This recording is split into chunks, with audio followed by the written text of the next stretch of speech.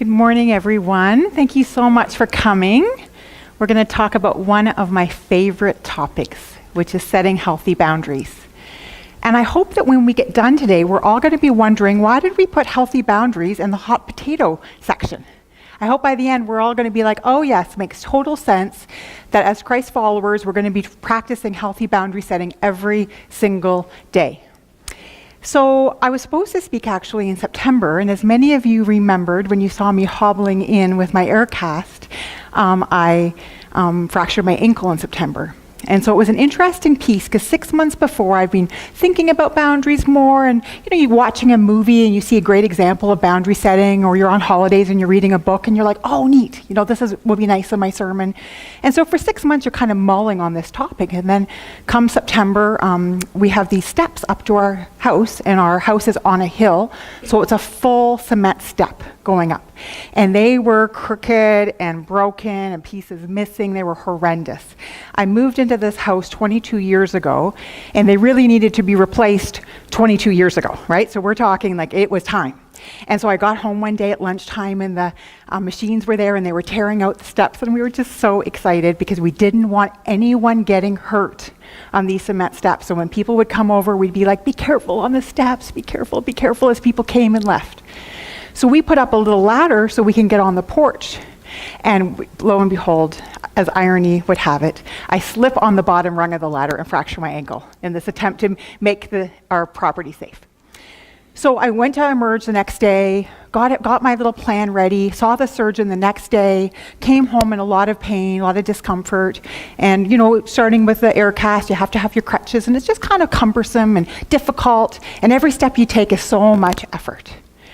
And I sit down on the couch after seeing the surgeon, and all of a sudden I think, I have to speak in 10 days. And then comes the discomfort of, how will I do that? Will I have my crutches? Will I be hobbling still? Will there be pain, right? And then comes the idea, novel idea, when you're speaking about boundaries, maybe I need to set a boundary, right? Maybe this is the time. And thankfully, my supportive husband was there, and I said, you know what, I think it might be a bit much. And he's like, yes, I think this might be the time. This might be one of those times where you say, I found my limit, I got to set a boundary. So I write Pastor Scott this email explaining what happened, and it's going to be quite a few more weeks on the air cast. And he was so gracious, no problem, I've got a sermon tucked away, don't worry about anything. But what would have happened, right? When you send out an email and you get a response like that, that's like your best case scenario, right, with boundary setting? But what if it had been, well, gee, I don't know what we do without you. Not sure, not even sure if anyone else is available, right? Well, then that's going to become the more the discomfort about maintaining the boundaries. And that's where a lot of the work is holding those boundaries firm. Now, thankfully, we have a good pastor here who appreciates good boundary setting, and he supported this wholeheartedly, but it's the maintaining part that gets tricky. So let's take a look today at what this might be. There's going to be 3 types of people in this room today. There's going to be people in this room who maybe are a bit too rigid with your boundaries. So maybe someone comes up to you and says, could you please? No, right? They're a bit too rigid. They don't even wait to see if they could possibly be of help. Then we got people over on this side who are a bit too loose with their boundaries. So they're always saying yes when they should be saying no. They're feeling guilty if they have to set a limit. And then what we're hoping for is, let's try to find that balance. And we're going to talk about how does the Bible instruct us or lead us into trying to find a balance with boundary setting, where we're actually setting boundaries so we can do the will of God in our lives, so the purpose that God has set for us. Because these people over here are not actually following God's will for their lives, they're following the will of every demanding person in their life. So they have a demanding neighbor who has a need, and they're taking care of that. And they have a demanding relative who has a need, and they're taking care of that. And they have a boss who has a need, demanding boss, and they're taking care of that. And they're not actually doing what God has planned for them, right? Because their attention, time, finances are getting divided. So we're going to take a look today, what does the Bible say about boundaries? And how can we maybe find more of a balanced approach in our lives? So let's first of all define some boundaries. So this is a good definition. So a boundary is a guideline or a limit that we set and then we maintain to keep us safe and instruct people around us how to treat us. But boundaries has a bigger definition than this, and we'll take a look at this one. A boundary is a definite place where your responsibility ends and another person's begins. It stops you from doing things for others that they should do for themselves. A boundary also prevents you from rescuing someone from the consequences of their destructive behavior that they need to experience in order to grow. Imagine I leave here today, I'm going down the 115 and I'm speeding, and I get a ticket. Justified, right? I'm speeding, I get a ticket. Who needs to pay that speeding ticket? Right? Yeah, 100%. A lot of people are pointing at me, 100%. I need to pay that ticket. Imagine I'm going to be short that month and have to cancel some activities that I really wanted to do. Yeah, I'm going to need to cancel that activity. I'm going to need to feel the discomfort of that in hopes that the next month when I'm driving down the 115, I'm going to be more careful, right? And so we need to find ways that we can help ourselves and help others learn from some of those consequences. So some examples of boundaries. So these are just a few. There's tons more, but let's just look at a few. There's physical boundaries, right? A lot of times in the counseling office or in group counseling, people will say to me, I don't have any boundaries. So in a group setting, people will be like, I don't have any boundaries. And I'm like, listen, everyone's sitting on their own chairs. No one's sitting on anyone's lap. So we're starting off good, right? Because that's a physical boundary that we're sitting on our own space. And when we come and talk to people, we leave a foot distance between each other. That's a physical boundary. When I was raising Ryan and Megan, my kids, when they were young, I was raising them mostly on my own. And you can imagine the demands, being a stay-at-home mom. Ryan was an early bird. That kid was up at 5 a.m. every day. And they'd go to bed like at 8:30 at night. So I had a big chunk of time, right, that I'm raising these two little ones. So we're reading together, we're cuddling, we're going for walks, we're holding hands. There's lots of physical contact. And so what I gave myself as a boundary, as a way to survive these young years, is I gave myself 15 minutes. When I washed the dishes at night, we had a kitchen that was enclosed with a doorway. I would put a baby gate. So Ryan and Megan could see me, they could hear me, they could talk to me, they could say, look, Mom, look at this. And I'd be like, oh, neat, right? So we still had that attachment, that connection, but no one was touching me for 15 minutes. I gave myself that. I thought, you know what? This is going to be a lot of years of child rearing. I got to give myself a little boundary.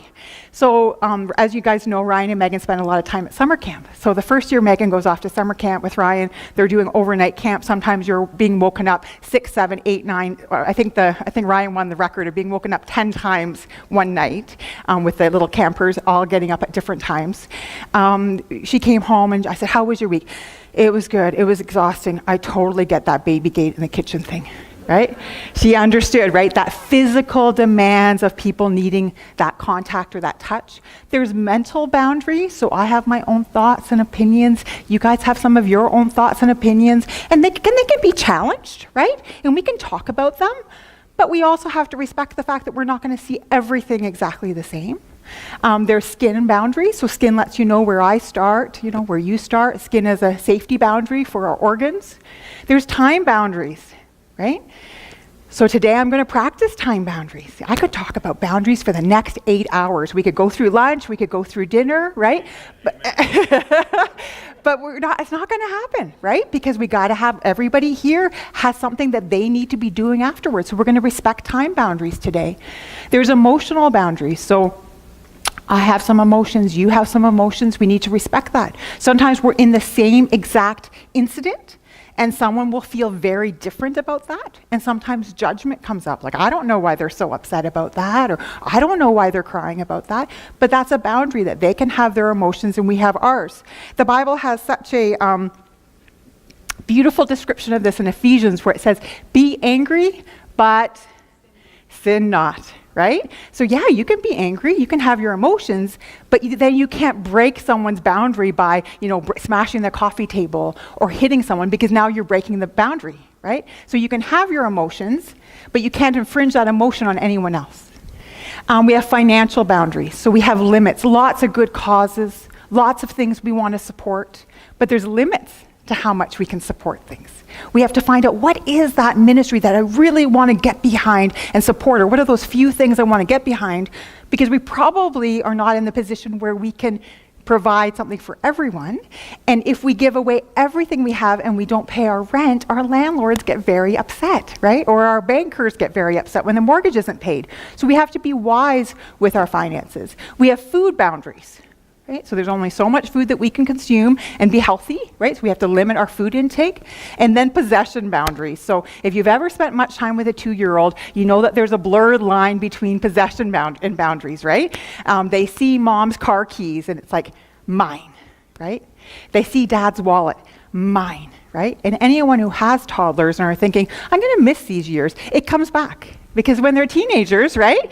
Dad's car keys, mine. Mom's wallet. And that's why we have to keep maintaining these boundaries, from the time our kids are toddlers to middle age to teenagers. We keep maintaining these boundaries for them. No, that's dad's car, right? You can borrow it sometimes, but dad will have it most time. That's mom's wallet, and she might at times give you an allowance, or maybe you do a job and you get paid for it. But the majority of money is going to stay with mom, and we keep maintaining these boundaries over the years to give them that guidance. So if you've ever experienced any of the following, it might be time to get boundary setting a little bit more. So feeling like you're not allowed to set up boundaries, saying yes, then feeling resentful. So have you ever, someone asks you to help them move, you have 26 commitments that you have to do, but you're like, fine, I'll help you move. You get there on 7 o'clock on a Saturday morning and you're so resentful, right? It's like, what am I doing here? Saying no, then feeling guilty. So those same friends ask you, you say no, so that was a good initial boundary setting because you have your 27 other commitments, but then you feel guilty all day. It's like, oh, I'm not helping them move. Taking on responsibility for the happiness of others. So we know that there's no way that we can help make other people happy, but we take that on and go, if I just do this bit more, they'll be happy. Or if I do this little bit more, they'll be content. We avoid discussions or confrontations. So maybe you have a coworker or an employee that keeps arriving into work 10 minutes late. They're stealing from the company, the time from the company. But it's like, oh, I don't want to bring it up with them because they always blow up. And then what about this one? Making exceptions for a person that you would not tolerate in anyone else. So sometimes we have people in our lives who are acting in a way that we would never tolerate in anyone else, and we start to make those small excuses for them, don't we? And then we make another excuse, and another excuse, and another excuse, and it would seem like the person just continues to be more challenging and more difficult as we tolerate more and more. So some factors that might contribute to making it challenging, and maybe you can see yourself on this list. So overly strict parents. Notice I did not write strict parents because parents need to be strict and parents need to have good boundaries, right? So I'm 100% supportive of that, parents. Keep that going. But you see the overly part, right? So let's say great Aunt Susie, who your 4-year-old has never seen before, comes to visit.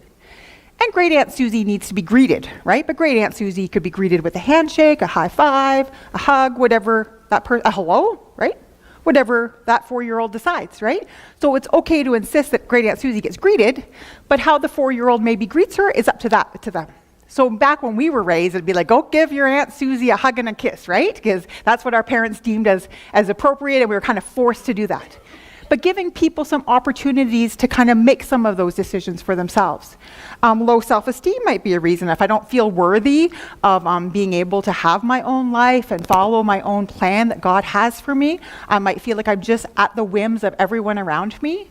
Or if I feel like I'm here to rescue people, or I'm engaged in enmeshed relationships. If you want to see some good examples of enmeshed relationships, just watch a good romantic movie brought up from Hollywood, right? Because Hollywood tries to portray these relationships as romantic, right? But when you look a little bit farther, they're usually very enmeshed and very toxic. And then, of course, if we had childhood abuse or trauma and the big people in our lives move those lines in an unfair way, they were 100% responsible for that trauma. We were 0% responsible. But if that happened in our past, it sometimes blurs the line in adulthood. So sometimes I think it's good to go back to what does the Bible say, and what about God? Does God have boundaries? So you can look behind me here about some of the things that we know about God from His Word. And the Bible is filled with limits that keep us safe, right? Avoid this, right? Because this will happen. That's a limit. That's a boundary setting. Do more of this. That will be good for you, right? All of you today are practicing a boundary that the Bible encourages us to do. It says, stop what you're doing, right? And on the 7th day, have a rest, come together, right? And worship together, right? So we all set a limit. Everyone here has a pressing need that has to be done at home or at work. I guarantee it. No one is sitting here without a need to finish a school project, a work project, shovel some snow, do something, right? But we all set a limit and said, no, the Bible's very clear. We need to take a day of rest and come together in fellowship, right? So everyone in this room has taken that ability to do that boundary. So let's look at some verses together. So we know as Christ followers, our first job is seek first the kingdom of God, right? So that's what we need to do. And if I'm seeking first the kingdom of God, I have to be in my own lane, right? Because if I'm doing everything that everyone else is asking me to do, they don't actually know what my calling is. They don't maybe know what my purpose is. Maybe they don't even care what my calling or my purpose is, right? And so it's my job to stay with what God intended for me to do. So look at these verses on purpose, and there's so many more. It's so exciting when you do a little study on the purpose that God has for you. So may he grant you according to your heart's desires and fulfill all of your purpose. Everyone in this room is representing a different purpose that God has in your life. We know that all things work together for good to those who love God, to those who are called according to his, there it is again, according to his purpose. So let each one give as he purposes in his heart, not grudgingly or of necessity, for God loves a cheerful giver. I grew up in the church and I've heard this verse so much, and all I got was the part about the cheerful giver. Be a cheerful giver, right? So that's something I really attempt to do. Be a cheerful giver. But there's another whole part here as we purpose in our heart. As we make those decisions around where do I want my money to go? Where do I see God working in this city? Where do I see God working in the third world? Where do I see God's hand, with regards to my purpose, where I want to put my money? Those things go together. So we're setting financial limits and deciding where that money goes as we give cheerfully. So all of the boundary setting purpose is for us to live that life of intention that God intends for us. There's a lot of needy and challenging and demanding people in this world, right? And they can prove to be a distraction. And they can take me and veer me off the path that God has purposed for me and distract me from what I really need to do. So a lot of times people say to me, I just can't set boundaries. And it's not really about setting boundaries. It's about struggling to regulate our emotions. So let's take a look at this and tell me what you think, okay? So over here is an emotion thermometer. So 0 is I'm not feeling anything. So everyone in this room is feeling something, right? You might be feeling contentment. You might be feeling interest. Hopefully no one's feeling too bored. So over here, there's like a little thermometer. So we're probably all about a 3 or a 4. We all carried a little bit of stress in today. So we're probably feeling a little bit. 10 out of 10 is when we're completely overwhelmed. We're just swamped. We're overwhelmed. And do you know what humans do at 10 out of 10? They do things that aren't always so helpful. Right? So I think I heard cry, and cry is great. Crying can be very helpful. But sometimes people at 10 out of 10, like they punch a wall, right? That's not so helpful. They use substances to numb themselves down, not so helpful. They hurt themselves, not so helpful. They lash out at people they love, not so helpful. They give in, right? Not so helpful sometimes. So let's take a look at this little barometer, okay? You go home and you have a little toddler there. Maybe it's your neighbor's child, maybe it's your own, maybe it's a grandchild. And this little toddler, 3 years old, is like, I want M&Ms, right? And you're like, oh no, you can't have M&Ms right now. We need to have dinner first. I want M&Ms. And toddlers, when toddlers get ignored or said no to, what are they going to do? They're going to bring it up, right? They're going to ratchet it up, get a little bit louder, get a little bit louder. And so what's going behind the scenes is you didn't come home with low emotions. You were at work, you were busy, you were doing lots of stuff. You came home like at a 6 or a 7, and you're like, okay, you know what, we got to eat. So you open up the fridge, oh, I forgot to take the food out of the freezer, right? So now we're behind on dinner, the phone's ringing, the dog's barking. People are laughing because we've all lived these days, right? These are not the best days of our lives. And that toddler gets louder and louder and louder. And what might we do at 10 out of 10 that isn't so helpful? We might hand them the M&Ms, right? Fast forward 32 years. And now you got a 34-year-old coming into your house and they're like, give me $50. And it's like, you know what, we've had these discussions, you got to be responsible for your money. I can't give you the $50. Give me $50, And maybe the 34-year-old, they're going to be a little smarter than the 2-year-old, right? So they're going to start trying to crank up this emotional intensity. So they're going to say things like, what kind of friend are you? Or what kind of mother are you? Or what kind of person would desert me at a time like this, right? Because they know how to crank it up, right? The 2-year-old just gets louder. As we get older, we get more wily, right? And so they're going to crank up that intensity. And at 10 out of 10, if we're not actually finding ways to regulate our emotions, what are we going to do? We might hand them the $50. Now, it's really interesting because I'll say to people, what will happen when you hand them the $50? And you know what people will say to me? Oh, I'll feel guilty. And it's like, no, you don't feel guilty first. You feel relief first, right? Because when you hand them $50, they leave. And the initial thing that happens is you feel relieved, right? But then the guilt sets in, right? It's happened again. I train them again. If you just keep yelling, if you just keep demanding, I'll eventually bend. And so when we're thinking about this emotional thermometer, we want to stay away from or be able to challenge the main emotions that come in with boundary setting. And we touched on this the last time I spoke, but just as a little recap if you weren't here, is we want to stay out of the fog. So the fog, when we have fog around us, what happens? We lose track of the lane we're in, right? So we're supposed to be on a lane. We have God's purpose as Christ followers. We kind of have a gist of where God's leading us. And when it gets foggy, we don't know where to go, or we get off into other people's lanes. And fog stands for fear, obligation, and guilt. So if I go to set boundaries and the fear I feel is, oh my goodness, this person's going to harm me, then of course it's always space. We don't worry about setting boundaries or saying it the right way or explaining ourselves perfectly. We just create space because we want to make sure that we're okay. But imagine it's, I come home, I don't feel well, and I was going to go to the movies with a friend, and I feel fear, like what will her response be? Will she still be my friend? That kind of fear has to be challenged, right? Because if my friend cannot tolerate that I feel ill and I can't go to the movies with her, she might need to be moved from friend to acquaintance, right? Because she might not really be a true friend, right? So we have to kind of go challenge that fear and go, is this really realistic? Or obligation. Pastor Scott, you need to visit your grandma in the seniors home, and Pastor Scott says, hey, can you help me pile up these chairs? But grandma's waiting, right? There might be a sense of obligation. Gee, I sat in one of these chairs all morning. Really, I should be helping, right? But there's also that boundary setting that says, oh, Pastor Scott, I would love to help you next week. I got to go. I have another commitment, right? But that obligation might set in. And then guilt. So really, it's false guilt. It's not really guilt because we're allowed to set boundaries. But that guilt is going to come in. It's false. It's going to trick you, right? And go, you're doing something wrong. You're saying no. And often the challenging people in our life are telling us we're doing something wrong, right? So I have this guilt. They're pouring the gasoline on that fire, right? And it's just adding and adding and adding. So how do we find ways to regulate our emotions? Well, eating a little something helps to regulate our emotions. Having a little bit of protein will help regulate. Taking a few breaths will help that.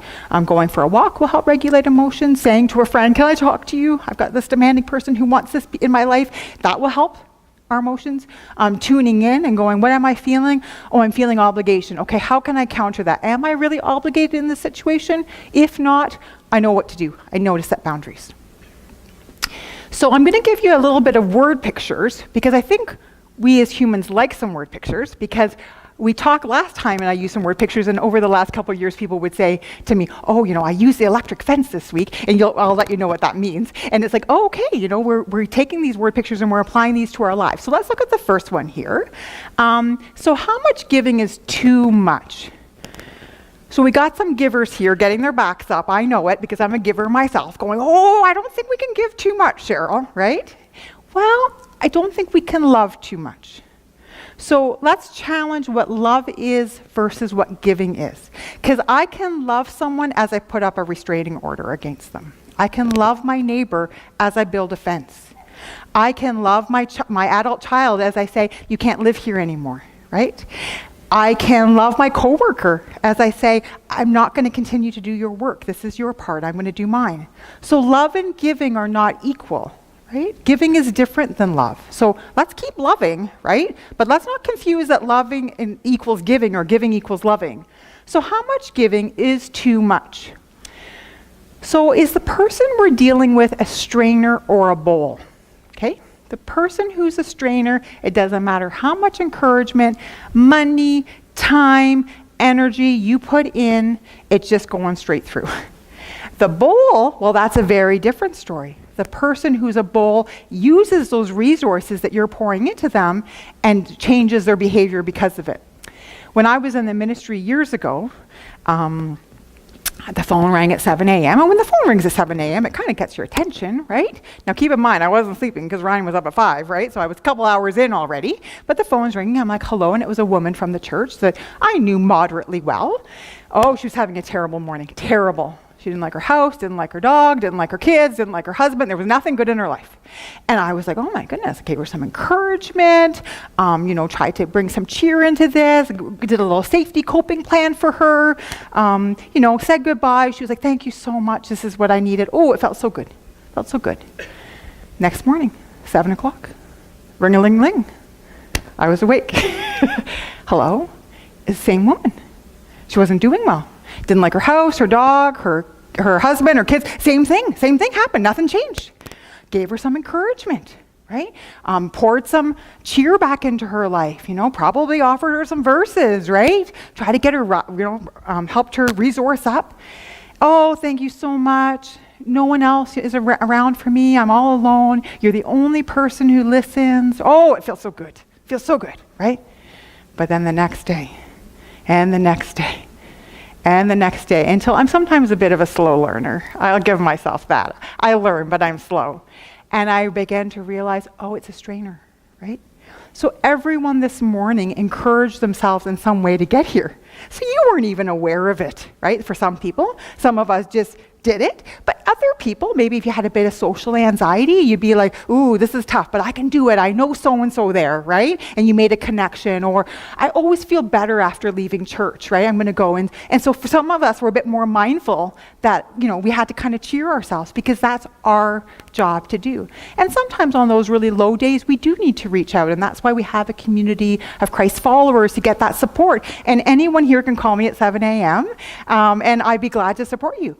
But you can't call every day, right? Because my job is to encourage myself. And if I'm on the phone encouraging you to get going with your day, who's encouraging me to get going with my day? I'm going to have to call somebody, right? And there's going to be a crazy domino effect in the church, right?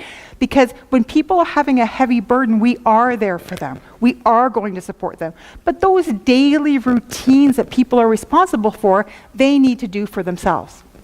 And then we have the bowl people. The people that when you see yourself investing in them, you get results. So we have to ask ourselves, is our giving helping people to grow, or are we keeping them stuck in those unhealthy ways of behaving? The next question we're going to ask is, who am I dealing with? And this is the part that gets tricky. And I hear giggles here because we know where I'm going, right? So givers have to set limits because takers rarely do.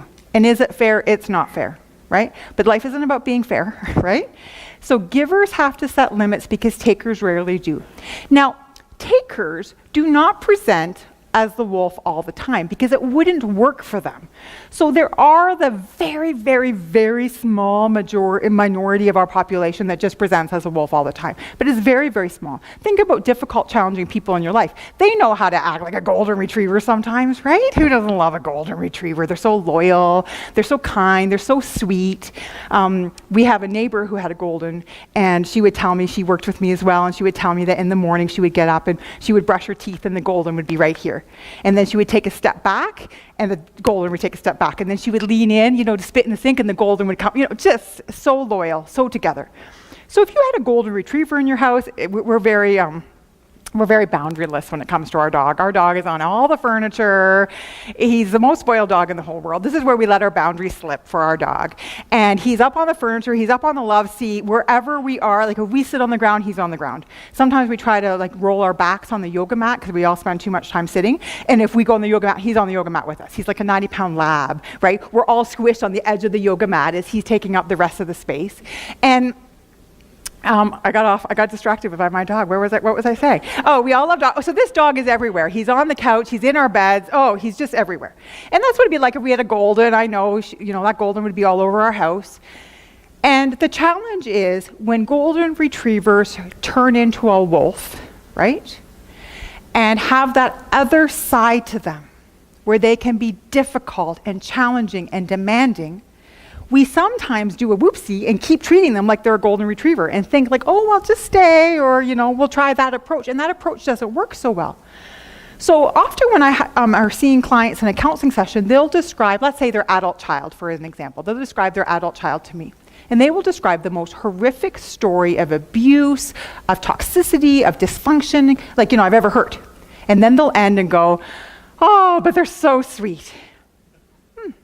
Or you should have saw them when they were 8 years old. So charming, so sweet. Okay, well now they're 38, right? And we gotta look at this person in a different light.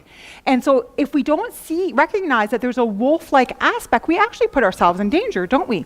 So imagine I have a golden retriever running around my house, but at any time, it could turn into a wolf. Even if it only turned into a wolf 1% of the time, imagine, only 1% of the time, I would have to still treat that golden retriever like a wolf. So if a golden retriever's in my house, he can be on my couch, my love seat, my bed. But if a wolf's in my house, probably would be maybe outside in a cage. Maybe we'd be using the electric fence part there, right? So I think people sometimes, what we do is we always like to give people the benefit of the doubt, and that's so great that we're open. We don't want to be like this rigid person over here, always cautious about people, right?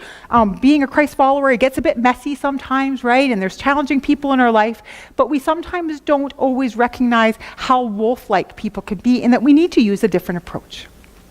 And then the third thing I want to talk about with a word picture is emotional hooks.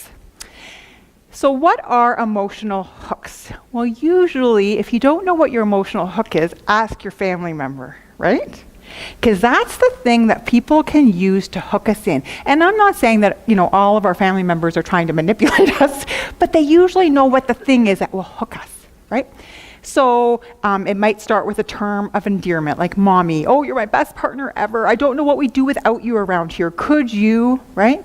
So I was working with a woman whose son had moved out west, and her son had a lot of substance use concerns. And he was in his early 30s.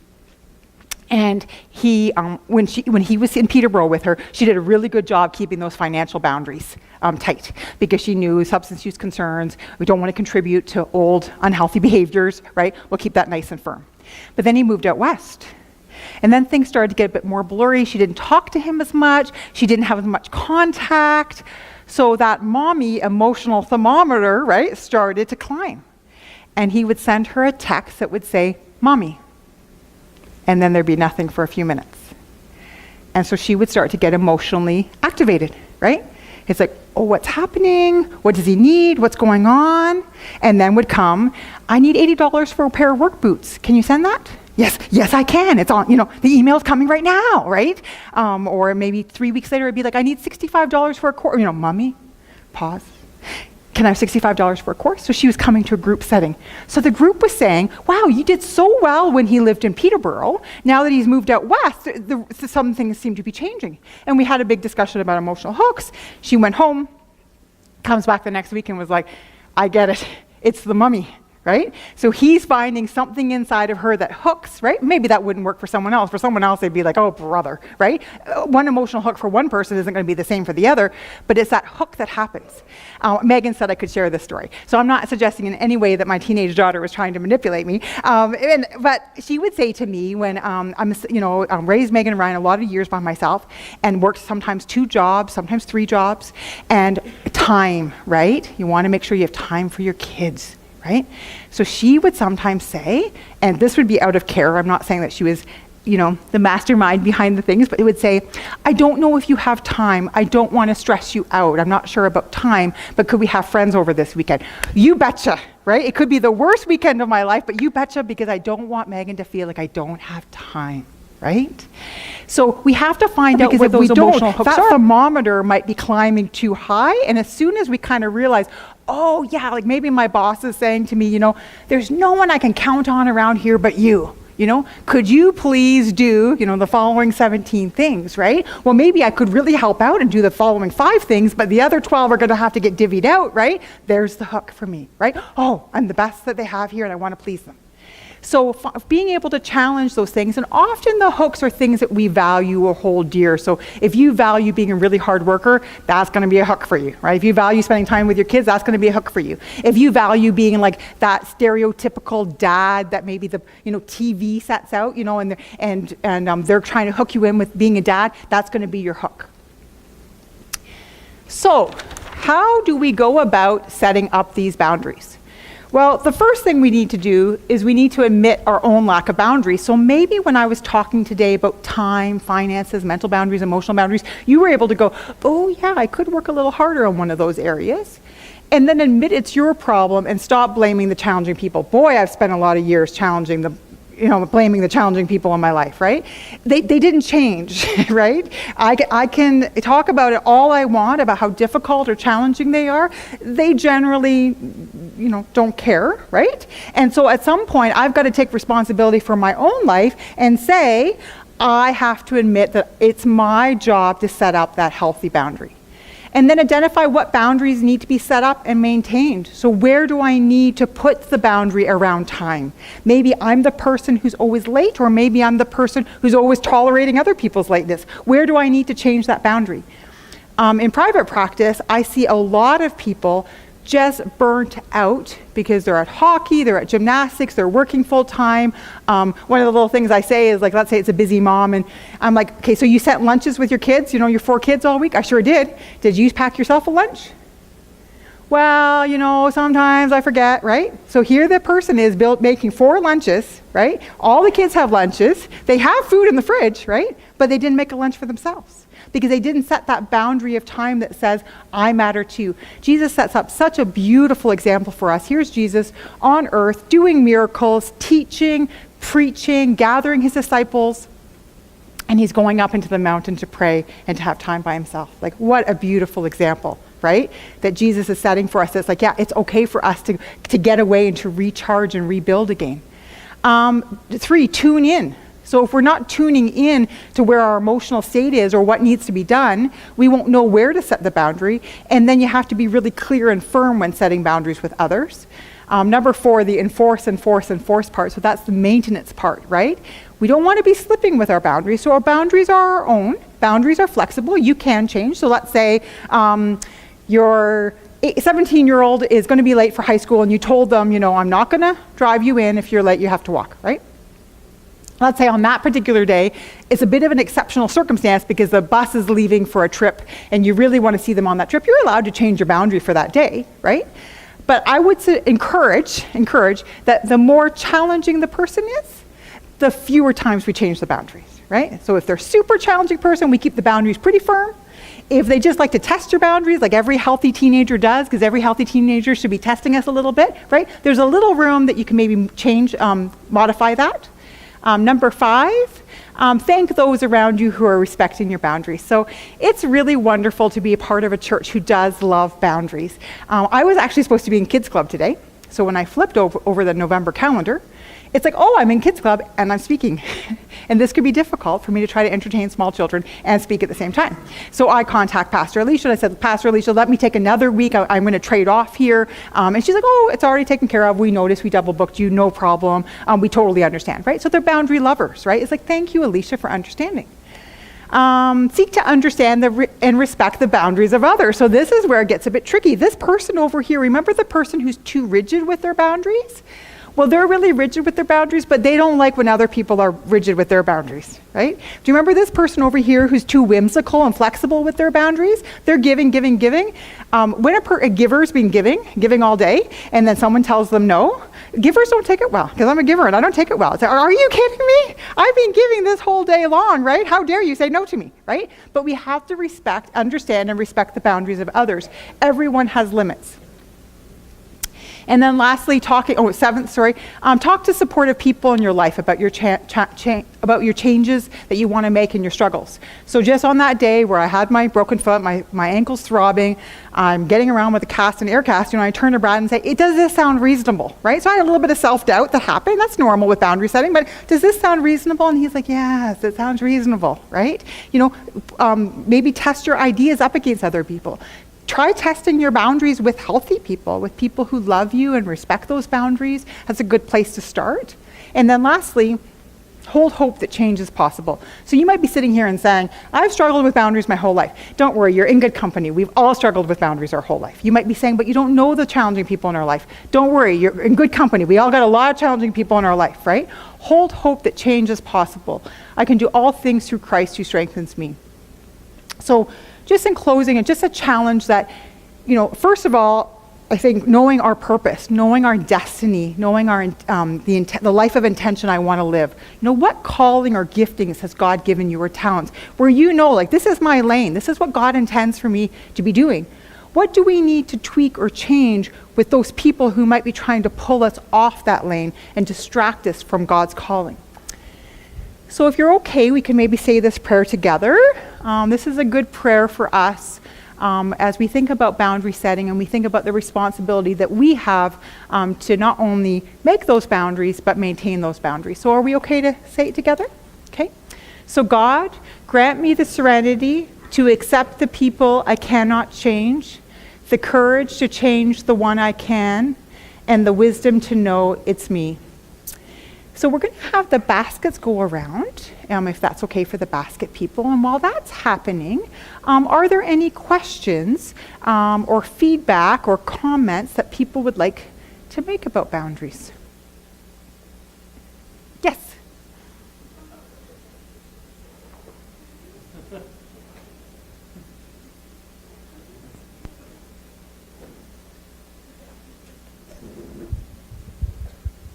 Can you please elaborate more on what you meant by the skin? Oh, the skin boundary? Yeah. Yeah. So skin is like a physical boundary, right? It tells you where I start and where I end. The interesting thing about skin, it goes a little bit to touching the physical boundaries with touch, right? So I came from a family that as we grew older, we became more huggy. I think some of us, as we moved out, I moved down to the States, when we saw each other, we hugged, right? Which is like a nice change for our family. Like we got more like that. So I kind of became what I would consider a huggy person, right? What I had to learn is not everyone in the world is a huggy person, right?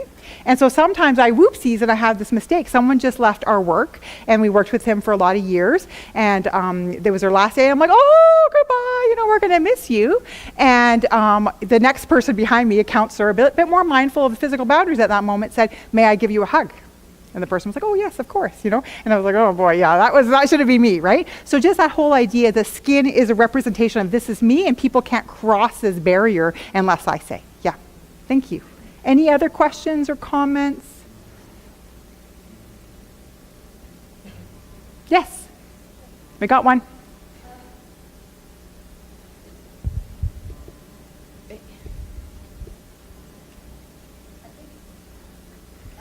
You're getting. I can hear you. Most of us are of the generation, like you said, how are we going to change to get out of that gifted? But you find the next generation have set these boundaries already. I know my kids have already, and I don't know. Yeah, I think that's a great comment. I do agree with that. We went from this maybe over here too far where there's a bit of a swinging. Now remember, we don't want the next generation swinging over here to this rigid spot, right? Where it's like, I don't have time for anyone. I don't have anything extra I'm going to give out. We don't want to swing that. But I do see that theme with younger people, that they do find they're a bit more empowered, I think, to be able to set those limits. And it's very encouraging for me. It makes me really pleased when I see my kids say, no, I can't do that right now, but I can help you later on. It's like, oh, good for you, right? Things that I wouldn't have been able to say at that age to my parents. They're very respectful, but they also can set those limits. So I think I do see that switch, Jane. Thank you. Okay, if there's any other questions, I'll be here afterwards. Thank you so much. John.